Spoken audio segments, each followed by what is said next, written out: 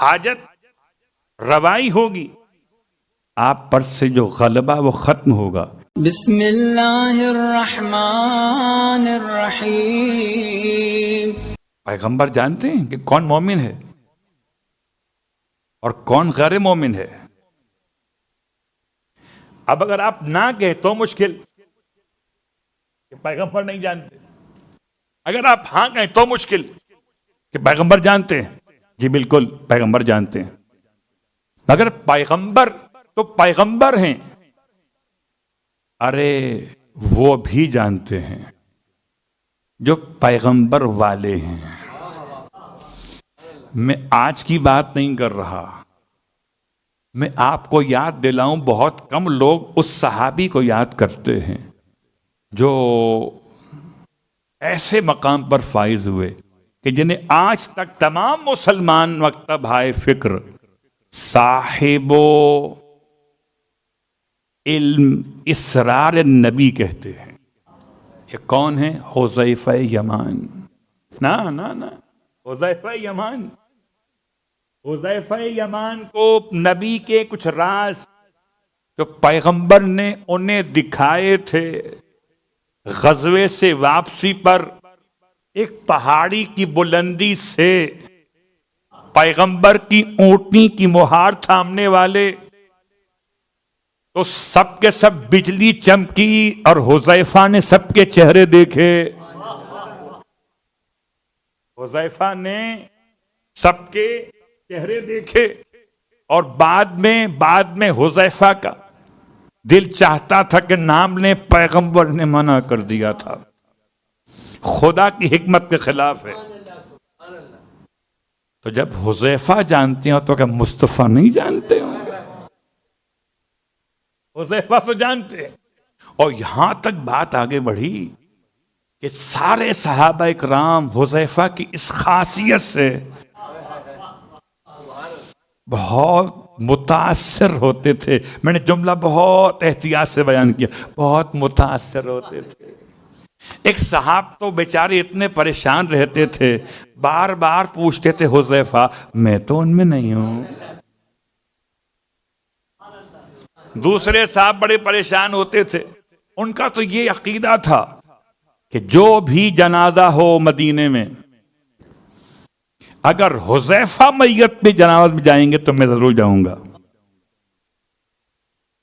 اگر حذیفہ نہیں پڑھیں گے نماز اس کی تو میں بھی نہیں پڑھوں گا، کیونکہ حذیفہ جانتے تھے کون منافق ہے۔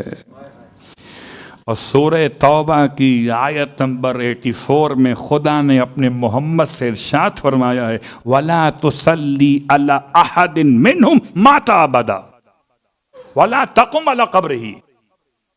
حبیب، ان منافقوں میں سے اگر کوئی مر جائے تو خبردار اس کے جنازے کی نماز مت پڑھنا اور نہ اس کی قبر پہ کھڑے ہونا۔ تو نہ پیغمبر کسی منافق کی قبر پر کھڑے ہوتے تھے دعا کرنے کے لیے، اور نہ پیغمبر کسی منافق کے جنازے کی نماز پڑھتے تھے۔ اور اب پیغمبر کے ساتھ جس صحابی کو معلوم ہو گیا تھا وہ بھی نہیں جاتے تھے، ان کو دیکھ کر بڑے بڑے صحابہ جنازوں کو چھوڑ دیا۔ صلوات پڑھیں محمد و آل محمد کرتے۔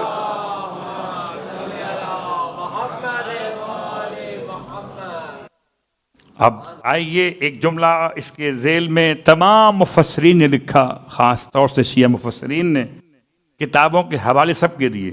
لَتَعْرِفَنَّهُمْ فِي لَحْنِ الْقَوْلِ، آپ ضرور پہچان لیں گے انہیں ان کے بولنے کے انداز سے۔ میت پہچاننا اور ہے، بجلی چمکی چہرے پہچاننا اور تھا، قول سے پہچان لیں گے۔ یہ کیا ہے؟ اس کے بارے میں روایات ہیں۔ ابو سعید خدری رضی اللہ تعالیٰ عنہ کہتے ہیں کہ ہم پیغمبر کے زمانے میں منافقین کو پہچانتے تھے ببغض علی ابن ابی طالب۔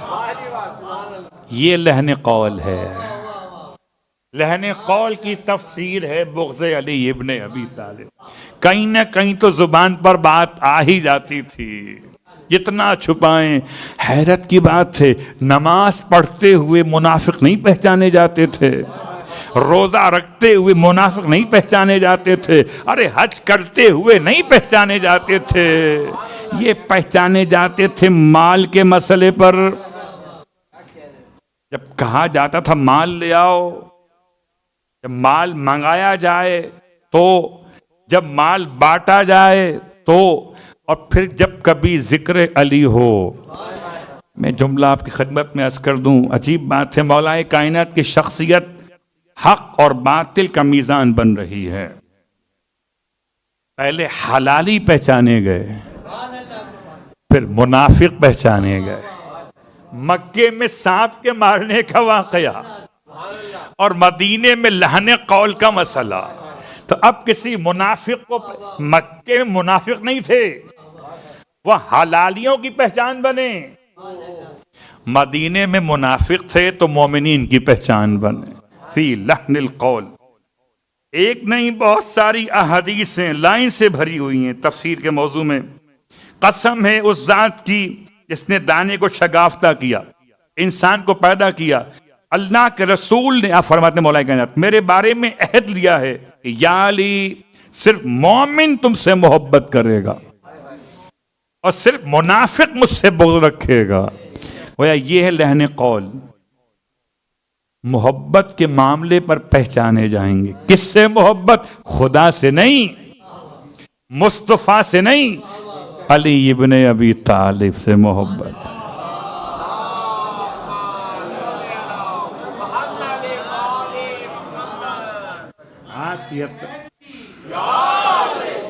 آج کی حد تک بات کو روکتا ہوں، لحن قول کی بات واضح ہو گئی۔ پیغمبر کے زمانے میں منافقین کی پہچان ان کے چہروں سے نہیں ہوتی تھی، خدا چاہتا تو یہ بھی کرا دیتا، لیکن خدا نے یہ نہیں چاہا کہ اس طرح پہچان کروائی جائے، لیکن تم ضرور پہچان لوگے حبیب ان کو، ان کے انداز گفتگو سے۔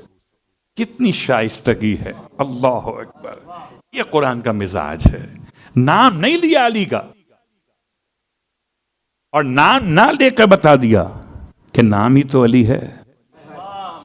ساری شیعہ سنی روایات اس کے ذیل میں آ رہی، کس طرح پہچانتے تھے۔ سارے صحابہ پہ ہمارا سلام، جو پہچانتے تھے بغض علی سے منافق کو، یہاں پہچانے جائیں گے اور قیامت میں پکڑے جائیں گے۔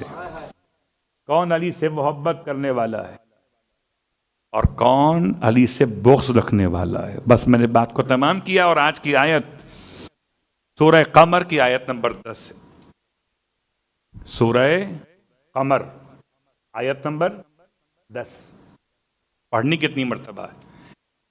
پڑھنی ہے 2160، 2160، چھوٹی سی آیت ہے۔